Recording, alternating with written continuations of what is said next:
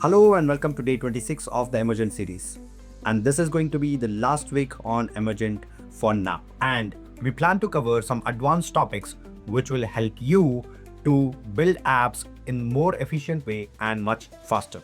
So without wasting any time, let's get started. So when we are on the dashboard of Emergent, we can choose which is the agent that we will use for building our apps. Okay, we have seen E1, 1.1, 1.5, E2, prototype, and mobile. Okay, but we have something called create new agent or manage agents, right? So let's quickly go to manage agents. So this is a custom agent that we built. So let's quickly check how do we build a custom agent and what is it meant for. So I'll click on create new agent, and this is a 3-step process. Okay, you can add the custom agent, which is the main agent. Then you can connect some MCP tools, and you can also add some sub agents. So let's quickly walk through this entire process and see how can this help us build something better and very different. So over here, we need to give the agent name. Let's say, for example, this is design a specific agent. Right, so basically what you're telling is we are more concentrating on the design side of things. Okay, you can also choose the icon from here. Okay, whatever icon you need. Let's go with 7 and select template, whether you want it to be just backend, which is Python template, or you want it to be full stack, which is fast API plus React template, or do you want it to be for a mobile app creation, which is mobile template. And this is also full stack, but instead of React, we are using Next.js here, right? And we'll go with fast API plus React template for now. Okay, and here is where we have to give the agent prompt. Okay, before we get there, let's click on this one to understand what is this and how do we use this. Okay, we have few steps to take care of this. So welcome. Creating an AI agent might sound complex, but think of it like training a skilled assistant who's eager to help you with your specific needs. Let's walk through this together step by step. Step 1 is give your agent a personality. So basically this is like you giving the agent a particular role. Okay, think of it like you building a development team altogether, right? So you'll give specific roles for each team member. Okay, you will have a manager who will take care of the entire project, and then you will also have team members, okay, which in this case will be sub agents, and you will also give them specific tools. Okay, use this tools so that you can achieve the end results. Okay, so let's quickly walk through and see how do we set this up. Okay, so step 1, give your agent a personality. Need a research assistant? Try. You are an expert researcher, profound at searching through information and synthesizing complex topics into clear insights. Want a creative designer? Start with, you are an experienced designer who excels at creating beautiful, user-friendly interfaces. Building something custom? Consider you are Emergent, a full-stack app builder who excels in creating innovative solutions, right?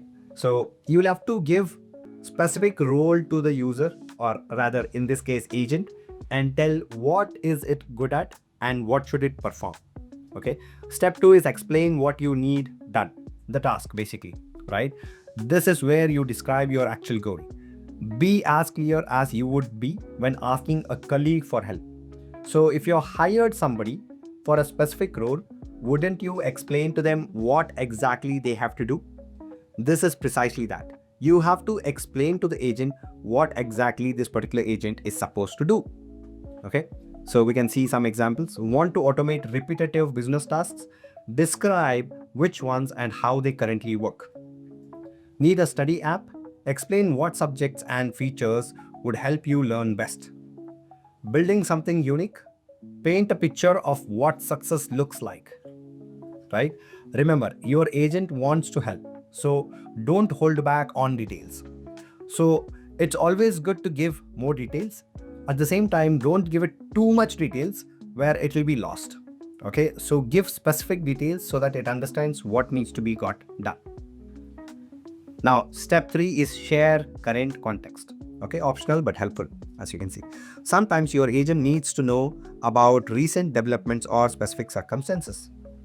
Now, let's assume that you already have a system and you want to change that into something more robust, right? So you have to give the context. Okay, this is what we have presently, and we want to change it in this particular manner. Okay. Or if you want to give context like what is the date and time, right? Or the latest model that we have to use, and so on and so forth. Okay, so here you can see some examples. It's currently July 2025 and Emergent just launched E1.2, their most capable model yet. This is the old documentation. They have launched E2 as well. Okay, our company just switched to a new system last month. So this is a context, right? Let's say, for example, we are building our team internal app, right? So we have to tell what do we do. Okay, what is our team strength, who are available, what is the strategy that we have in place, so that this app or the agent understands what are we looking at. Okay, what is the context for which we are building the app. Okay, the last example is the latest regulations in our industry require blah blah blah, right? This helps your agent provide timely, relevant solutions rather than outdated information. Okay. Now, step 4 is map out your ideal workflow. This is very, very important. So stay focused. Sharing your thought process helps the agent work the way you work. Okay. Think about how you tackle this problem yourself, then guide your agent through those same steps. For example, start with planning. First, analyze the requirements and create a plan. The second one is build the foundation. Begin with the basic functionality. Third one is add advanced features. Once the core is working, implement. Okay. Fourth, customize to perfection. Finally, add these specific touches I need. So basically, even though the agent is smart enough and it can understand how to go about it, if we already have a process in place, let's say our team is actually doing it in certain way, we can tell the agent, please follow these steps, so that it will not get confused, or it will not be over smart, and it will not get something that does not align with what we are looking for. Okay, so these kind of detailing helps the agent to perform in the best possible way for our output.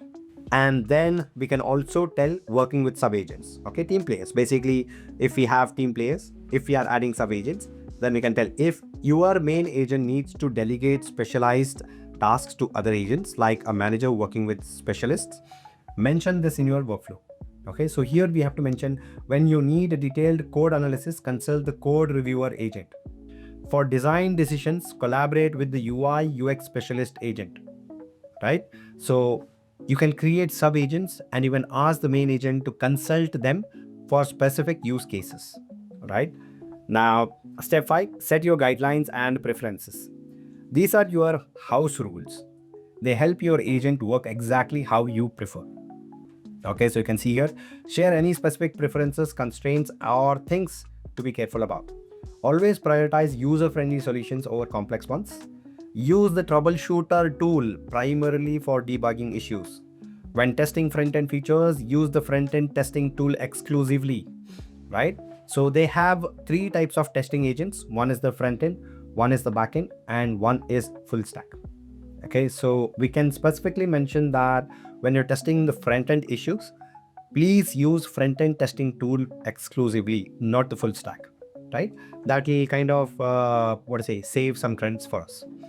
Again, double check any financial calculations for accuracy.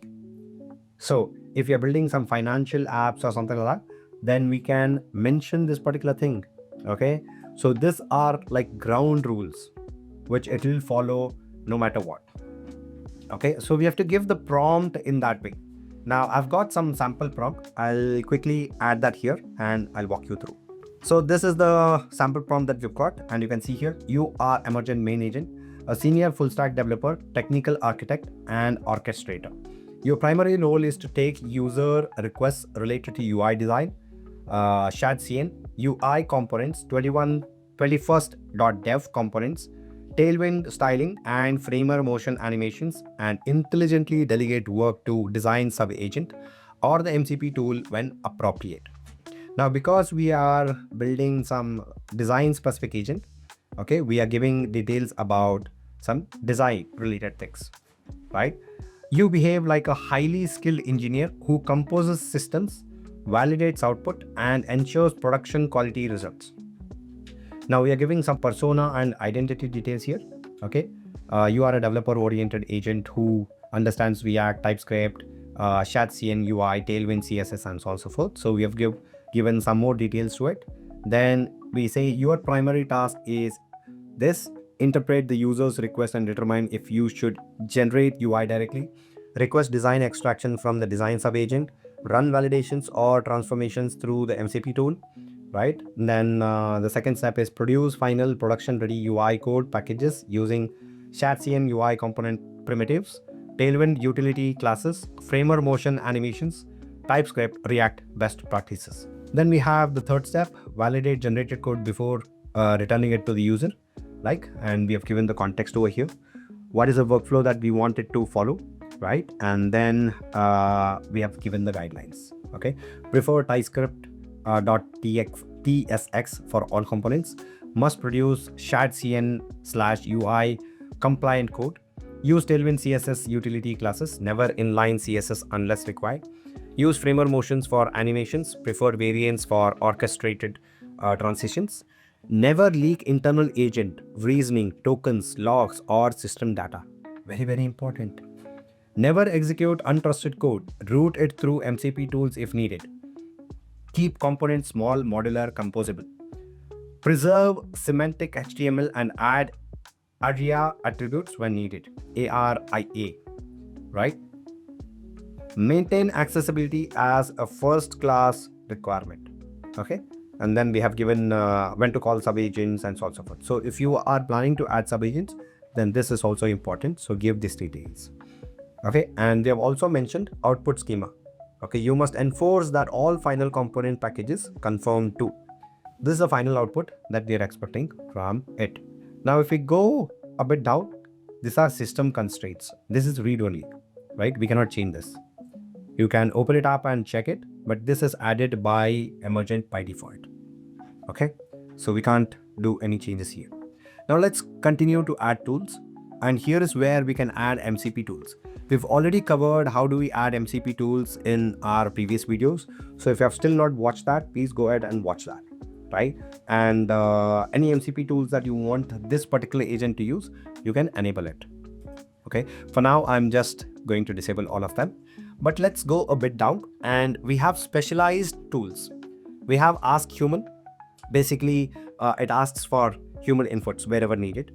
We have Finish tool, which is basically what we have seen when everything is done, right? Perplexity Deep Research tool. So you can see here, we use this particular tool when we need in-depth research on programming topics, like having a research assistant who specializes in technical information, right? So we can enable this. Of course, if you don't need this, you can disable it. These are specialized tools and are enabled by default. If you feel that you don't want to use it for whatever reason, you can disable it so that the main agent will not have access to these tools. So you can see here, Get Assets tool. Okay, and this is retrieves images, files, and documents you have uploaded for your project. Accesses your uploaded materials. Okay, so that's what this particular tool does. Screenshot tool. You have seen that we have got a certain screenshots in between when it is testing and so on and so forth. That is using this particular tool. Okay, takes detailed screenshots of websites during testing, captures what your website looks like at different stages, right? So that is this particular tool. Web search tool. So very important again, searches the internet for information, especially technical documentation and solutions.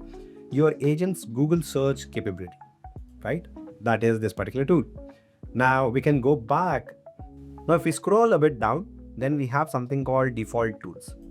Now we cannot disable this. Emergent by default will have enabled this. Okay, execute bash. To execute bash commands, likely typing instructions in the command prompt or terminal. Okay, view files, tool to see file contents, like opening a document to read its content, right?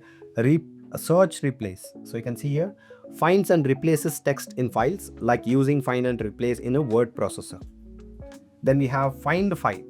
So this basically finds the file, searches for files by name in your project, like using the search bar on your computer to find a specific document, right? Search directory, searches for specific words or phrases inside all files in a folder, like using find across multiple documents. View bulk. Okay, so this is view up to 15 files at once, perfect when you need to check multiple documents quickly without opening each separately. Likewise, we have bulk file writer. Okay, as the name suggests, it is used for editing multiple files together. Okay, think. Now this is very important. You can see here, helps your agent think through complex problems step by step, like giving it time to plan before acting. And finally, we have search file, searches for search terms in file. Okay, searches for specific words or phrases inside all files in a folder, like using find across multiple documents.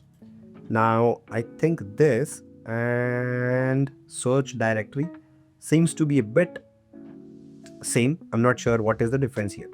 Anyways, these are default tools. We cannot disable them. Let's continue to add sub-agents, right? This is where we can add sub-agents. Okay, you can see here, vision agent. These are Emergent sub-agents. Okay, they have already added this particular sub-agents like vision agent. You can see here, this is an expert agent that finds and selects the most relevant high quality images based on your needs. You can use it whenever your website needs images for banners, features, or backgrounds. This is super tool for getting perfect visuals without endless searching, right? Likewise, we have full stack testing agent. Like I mentioned, this will test end to end. Okay, then we have front-end testing agent, which will do only the front-end testing. We have back-end testing agent, which will do only the back-end testing. Integration agent, okay, we have used this actually. This is an expert agent that creates step-by-step playbooks for connecting third-party services like payments, authentications, and APIs to your application. You can use it whenever you need to integrate external services. This is a super tool for getting foolproof integration instructions without technical headaches. Then we have Troubleshoot agent, which will basically be used for troubleshooting. This is an expert agent that investigates persistent errors and provides clear solutions through root cause analysis. You should use it after trying to fix an issue 2+ times.